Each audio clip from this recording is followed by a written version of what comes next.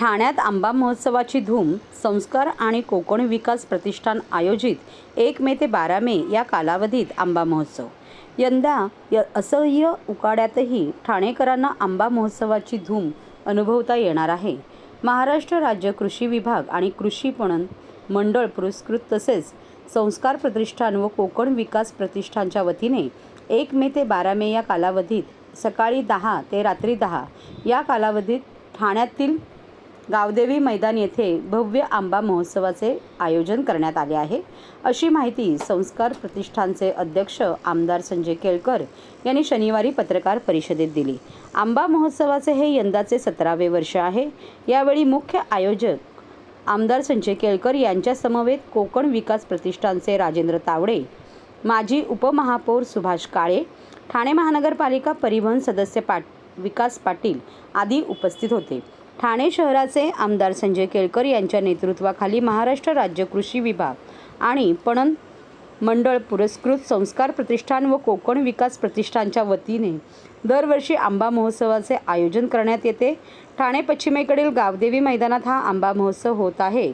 शेतकरी ते ग्राहक अशी थेट विक्री व्यवस्था असणाऱ्या या आंबा महोत्सवात कोकणातील अस्सल हापूस, पायरी, रत्ना, केसर आंब्याबरोबरच आंबा फणस पोळी, सरबते, काजू, मालवणी मसाले, पापड अशा विविध दर्जेदार कोकणी उत्पादनाचे 45 आणि बचत गटांचे 5 असे 50 स्टॉल्स लावण्यात येणार आहेत. यावेळी बोलताना आमदार संजय केळकर यांनी दरवर्षी होणारा हा आंबा महोत्सव म्हणजे व्यापारी पेठ नसून एक चळवळ आहे. गावदेवी मैदानात आंबा महोत्सवाला लाखो ग्राहक भेट देत असतात, तेव्हा जास्तीत जास्त खरेदी आंबा महोत्सवातून करून कोकणातील शेतकऱ्यांना पाठबळ द्यावे असे आवाहन आमदार केळकर यांनी यावेळी. प्रत्यक्ष विक्रीसोबतच ऑनलाईन विक्रीची सुविधाही उपलब्ध आहे. तरी कोकणातील अस्सल हापूस आंब्यासाठी खवय्यांनी राजेंद्र तावडे 9869016092 आणि दिनेश मांजरेकर यांच्याशी 9819097650 या क्रमांकावर संपर्क साधावा असेही आमदार केळकर यांनी सांगितले. यावर्षी देखील संस्कार आणि कोकण विकास प्रतिष्ठान यांच्या संयुक्त विद्यमाने आणि कृषी आणि पणन विभाग यांच्या जोडीने ही चळवळ सुरू होते 1 मे पासून. कारण ही केवळ काही व्यापारी पेठ नाही, तर हे खऱ्या अर्थाने आंबा उत्पादक जो आहे तो या ठिकाणी येतो, त्याच्या शेतातला आंबा या ठिकाणी आणतो आणि लाखो लोक जे आहेत ते या ठिकाणी 10 दिवस भेट देऊन या शेतकऱ्याला बळ देण्याचं काम करतात. आणि त्यामुळे आम्ही नेहमी म्हणतो की ही केवळ व्यापारी पेठ नाही, तर ही एक चळवळ आहे आणि ही चळवळ गेली 17 वर्ष या शहरामध्ये सुरू आहे. 1 मे ते 12 मे हा आंब्याची चळवळ, आंबा महोत्सव गावदेवी मैदानामध्ये सुरू राहणार आहे. या वेळेला देखील काही प्रमाणामध्ये 40% आंबा शेतकऱ्याच्या हातात आलेला असला तरी देखील लोकांनी पाठबळ, त्याला ताकद देण्याचं काम शेतकऱ्याला या ठिकाणी करणं आवश्यक असतं आणि त्याच्यामुळे लोक देखील या निमित्ताने थेट शेतकऱ्यांना भेटतात आणि त्या ठिकाणी आपली उपस्थिती लावून त्यांचा थेट शेतातला आंबा जो आहे तो खरेदी करतात. त्याला एक वेगळी दर्जा असतो आणि शेतकऱ्याला देखील रास्त प्रकारचा या निमित्ताने भाव मिळतो. यावेळेला देखील 50 स्टॉल असतील, बचत गटांना देखील त्याच्यामध्ये सामावून घेतलेला असेल. ठाणे शहरामध्ये, जिल्ह्यामध्ये अनेक बचत गट काम करतात आणि हे केवळ या वर्षीपुरती नाही, तर गेल्या 17 वर्षामध्ये 3 निवडणुका झाल्या. त्या निवडणुकांमध्ये देखील हा आंबा महोत्सव जो आहे तो या शेतकऱ्यांच्या पुढाकाराने सुरू राहिलेला आहे आणि ही चळवळ जी आहे ती अखंडपणे चालू ठेवण्याचं काम ठाण्यातल्या लोकांनी केलेलं आहे, निरनिराळ्या भागामधल्या लोकांनी हे केलेलं आहे. आणि या 1 मेला संध्याकाळी 5 वाजल्यापासून आमचे कोकणामधले शेतकरी उत्पादक हे निश्चितपणे आंबा आणि निरनिराळ्या त्याच्या संबंधातले निरनिराळे प्रॉडक्ट घेऊन या ठिकाणी दाखल होतील आणि 12 मेपर्यंत गावदेवी मैदानामध्ये ही चळवळ चालेल, हा आंबा महोत्सव सुरू. मी ठाणेकरांना निश्चितपणे सांगेन की ठाणेकर हा अतिशय सुज्ञ आहे आणि त्यांनी कधीच अशा प्रकारच्या चळवळीला पाठ दाखवलेली नाही आहे. ठाणेकरांनी मग तो आठवडा बाजार असो, थेट शेतकऱ्याच्या भाजीचा बाजार असो, आंबा उत्पादक पिकांची ही चळवळीच्या रूपाने या ठिकाणी चालत असलेला आंबा महोत्सव असो, ठाणेकरांना मी आवाहन करेल की दरवर्षीप्रमाणे याही वेळेला आपण शेतकऱ्याच्या भेटीला या, शेतकऱ्याला पाठबळ द्या आणि दर्जेदार अशा प्रकारचा शेतकऱ्याचा आंबा जो आहे तो निश्चितपणे आपण येऊन या ठिकाणी घ्या. सर, यंदा इलेक्शन आहे आणि आंबा महोत्सवाला ओपनिंगला कोण येणार आहे? पॉलिटिकल येणार? या वेळेला आंबा महोत्सवाला कोणी उद्घाटनाला येत नसला तरी देखील आमच्या या शहरामधल्या कन्या त्याचं लोकार्पण करतील आंबा महोत्सवाचं आणि त्यांच्या माध्यमातून शेतकऱ्यांना बरोबर घेऊन कोकणातलं अशा प्रकारचं एक गाऱ्हाणं सांगून या आंबा महोत्सवाला त्या सुरुवात करतील.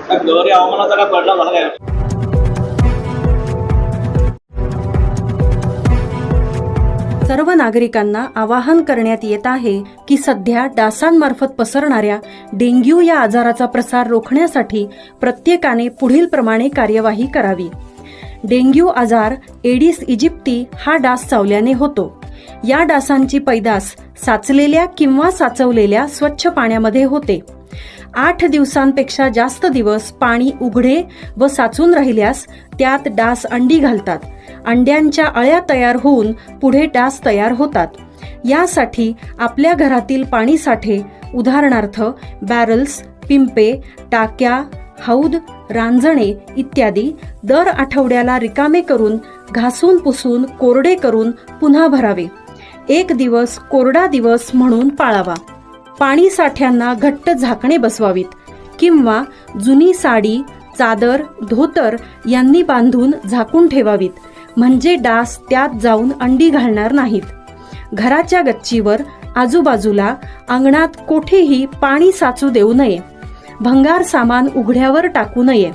उदाहरणार्थ टायर्स, प्लास्टिक सामान, कुंड्या, टाकाऊ वस्तू इत्यादी. अशा सामानात पावसाचे पाणी साठून त्यात डेंग्यूच्या डासांची पैदास होते. घरातील कूलर्स, फ्रीजच्या पाठीमागील ट्रे हे देखील वेळोवेळी कोरडे करावेत. लक्षात ठेवा, नुसत्या फवारणीने डास घनता कमी होत नाही, तर त्यासाठी डास पैदास ठिकाणे नष्ट करणे ही आपल्या सर्वांची जबाबदारी आहे. कोणताही ताप अंगावर न काढता जवळच्या शासकीय रुग्णालयात मोफत औषधोपचार घ्या. अशा प्रकारे नागरिकांनी सहकार्य केल्यास डेंग्यूचा प्रसार रोखणे सहज शक्य आहे.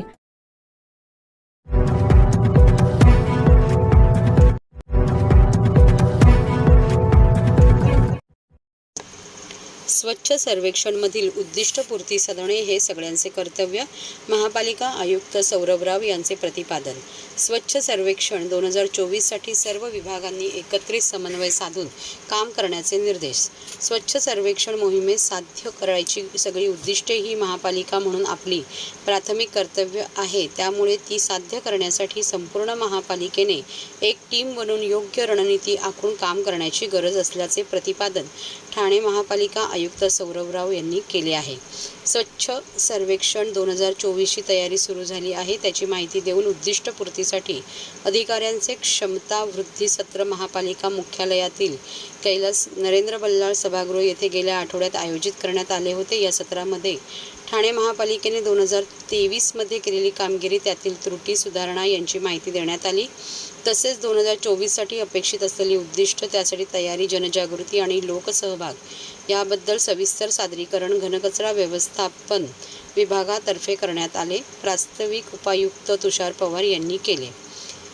स्वच्छ सर्वेक्षण अभियानाला केंद्र सरकारने शास्त्रोक्त स्वरूप दिले आहे. इंदोर, नवी मुंबई, पुणे, पिंपरी चिंचवड आदी ठिकाणी त्यांचे सकारात्मक परिणाम दिसले आहे. तेथील चांगल्या गोष्टींचा अभ्यास करून आपल्या महापालिका क्षेत्रातील कोणत्या गोष्टी घेता येतील याचा अभ्यास करण्याच्या सूचना या सत्रात आयुक्त सौरभ राव यांनी दिल्या आहेत. या अभियानात चांगले गुण मिळवणे हे मुख्य साध्य आहेच, परंतु सगळ्या गोष्टी नागरिकांचे जीवनमान उंचवण्याच्या निगडीत आहे. महापालिकेची जी प्राथमिक जबाबदारी आहे तीच या अभियानाची उद्दिष्टे आहेत. त्यामुळे त्यांच्यासाठी सर्वोच्च प्राधान्य दिले जावे. सहाय्यक आयुक्त यांच्या नेतृत्वाखाली सगळ्या टीमने काम करावे. मुख्यालयातून त्यासाठी आवश्यक धोरणे ठरवले जातील. त्याशिवाय स्थानिक पातळीवर नाविन्यपूर्ण उपक्रम करावेत. अशी सूचना आयुक्तांनी केली। त्यासाठी प्रभाग समिती स्तरावर स्वच्छ वॉर्ड ही स्पर्धाही आयोजित केली जात असल्याची घोषणा यावेळी आयुक्तराव यांनी केली। अतिरिक्त आयुक्त 1 संदीप माळवी, अतिरिक्त आयुक्त 2 प्रशांत रोडे, नगर अभियंता प्रशांत सोनाग्राव, उपायुक्त जी गोदेपरे, मनीष जोशी, उमेश बिरारी, दिनेश तायडे, वर्षा दीक्षित, सर्व सहाय्यक आयुक्त, सर्व विभाग प्रमुख आदी अधिकारी उपस्थित होते।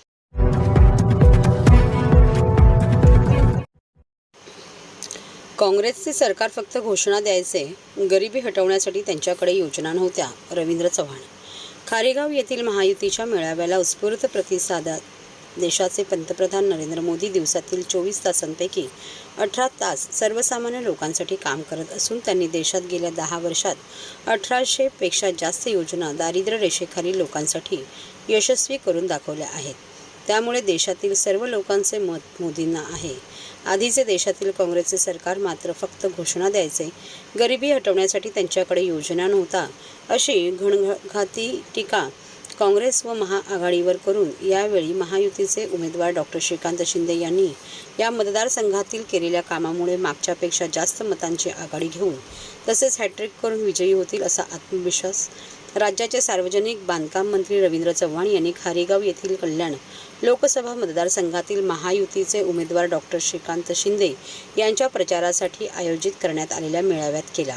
यावेळी महायुतीचे उमेदवार खासदार डॉक्टर श्रीकांत शिंदे यांनी आपण कल्याण लोकसभा मतदारसंघाचा चेहरा मोहरा बदलला असून देशाचे पंतप्रधान नरेंद्र मोदी यांना तिसऱ्यांदा पंतप्रधान बनवण्यासाठी अबकी बार 400 पार आणि महाराष्ट्रातील 48 जागेपैकी 45 शिवसेना, भारतीय जनता पार्टी, राष्ट्रवादी, मनसे नेत्यांनी केला आहे। आरपीआय कल्याण लोकसभा मतदारसंघात सगळ्या पक्षाचे कार्यकर्ते, पदाधिकारी आपण या ठिकाणी बसलेलो आहोत। शेतकऱ्यांसाठी, महिला वर्गासाठी आणि आपल्याला या पदाधिकारी मेळाव्यामधून आरोग्यदायी योजना असो ही काय घेऊन जायचंय, कशा प्रकारे आपल्याला राज्यात व या शहरात 20 तारखेपर्यंत या कल्याण लोकसभेमध्ये काम करायचंय, शिंदे यांनी याच्यासाठी आपण या ठिकाणी उपस्थित झालेलो आहोत। यावेळी महायुतीच्या आपल्याला सगळे लोक सार्वजनिक मंत्री रवींद्र चव्हाण संबोधन करताय, जिल्हा प्रमुख गोपाल लांडगे, की शिवसेना या कल्याण लोकसभेमध्ये पाटील, आमदार निरंजन डावखरे, येणाऱ्या 20 तारखेपर्यंत पवार, गट प्रवक्ता आनंद परांजपे, नजीम मुल्ला, माजी महापौर नरेश मस्के, मनसेचे शहर अध्यक्ष रवींद्र मोरे, शहर प्रमुख नरेंद्र शिंदे, महिला संघटक लता पाटील, नगरसेवक उमेश पाटील, नगरसेविका अनिता गौरी, नगरसेविका विजया लासे, नगरसेवक गणेश कांबळे, नगरसेवक प्रजा समाजवादी पक्ष लोकांनी काही प्रकाश परडे, नगरसेवक पण जनतेने एक विश्वास ठेवला, नगरसेविका पूजा पाटील, नगरसेवक राजेंद्र खिळे, नगरसेविका वनवासाला निघाले होते, त्यांना वाटेत शरीर नदी लागली, तेव्हा नावाड्याला त्यांनी विनंती केली की मला शरीर नदी पार करावं। या मेळाव्याला आधी शिवसेना विस्तार राहुल लोंढे, रवींद्र मोरे, आनंद परांजपे व दशरथ पाटील यांनी संबोधित केले। यावेळी शिवसेना, राष्ट्रवादी, भाजप, मनसेच्या व आरपीआय कार्यकर्त्यांनी मोठ्या संख्येने उपस्थित होती। यामध्ये महिला कार्यकर्त्यांची संख्या मोठी होती।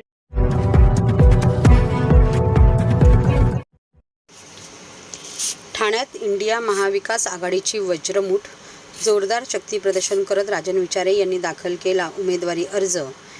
मिंदेची उमेदवारी गुजरातमधून आदेश आल्यानंतर आदित्य ठाकरे यांची टीका। शिवसेना उद्धव बाळासाहेब ठाकरे पक्षाचे ठाणे लोकसभेचे इंडिया महाविकास आघाडीचे उमेदवार राजन विचारे यांनी ठाण्यातील कोपनेश्वर मंदिर येथे दर्शन घेऊन धर्मवीर आनंददिघे साहेबांच्या शक्तीस्थळावर आशीर्वाद घेऊन आज जोरदार शक्ती प्रदर्शन करत आपला उमेदवारी अर्ज दाखल केला। शिवसेना नेते आदित्य ठाकरे यांच्या उपस्थितीत भव्य रॅली काढण्यात आल्याने ठाण्यात इंडिया महाविकास आघाडीची वज्रमुठ पाहायला मिळाली। तसेच ठाण्यात मिंदेची उमेदवारी गुजरातमधून आदेश आल्यानंतर ठरणार असल्याची खरमरीत टीका करत आदित्य ठाकरे यांनी गद्दार गँगवर जोरदार निशाणा साधला। इंडिया महाविकास आघाडीचे उमेदवार राजन विचारे यांनी आज जोरदार शक्तीप्रदर्शन करत आपला उमेदवारी अर्ज आज दाखल केला। राजन विचारे यांचा उमेदवारी अर्ज दाखल करण्यासाठी भर उन्हात कार्यकर्त्यांची गर्दी झाल्याने हे ठाणेकरांचे प्रेम असल्याचे ठाकरे म्हणाले। शिवसेना आणि ठाण्याचे जुने नाते आहे। ही लढाई पक्ष आणि बाप चोरणाऱ्या, संविधान बदलणाऱ्या आणि महाराष्ट्राला दिल्लीमध्ये झुकवणाऱ्यांच्या विरोधात असल्याचे ठाकरे यांनी सांगितले। त्यावेळी शिवसेना युवासेना सचिव वरुणजी सरदेसाई, माजी मंत्री जितेंद्र आव्हाड, काँग्रेसचे अध्यक्ष ठाणे जिल्हा विक्रांत चव्हाण, शिवसेना उपनेते विजय कदम, संभाजी ब्रिगेड अध्यक्ष ॲडव्होकेट मनोज आखरे, नवी मुंबई काँग्रेस जिल्हाध्यक्ष कौशिक आनंद, काँग्रेस उपाध्यक्ष राखी पाटील, राष्ट्रवादी काँग्रेस महिला जिल्हाध्यक्ष नवी मुंबई सलूजा सुतार, काँग्रेस महिला आघाडी पूनम पाटील, जिल्हा प्रमुख विठ्ठल मोरे, द्वारकानाथ भोईर, प्रभाकर म्हात्रे, केदार दिघे, अनिश गाडवे, मुझफ्फर हुसेन, धर्मराज पक्ष अध्यक्ष राजन राजे व इंडिया महाविकास आघाडीचे प्रमुख नेते व पदाधिकारी कार्यकर्ते मोठ्या संख्येने उपस्थित होते. हिंदू हृदय सम्राट शिवसेना प्रमुख बाळासाहेब ठाकरे आणि आमचे गुरुवर्य धर्मवीर आनंद दिघे साहेब यांच्या स्मृतीस्वंदन जे नाव येते त्याच्याबद्दल न बोललेलं बरं. कचऱ्यात जर पैसे कसे खायचे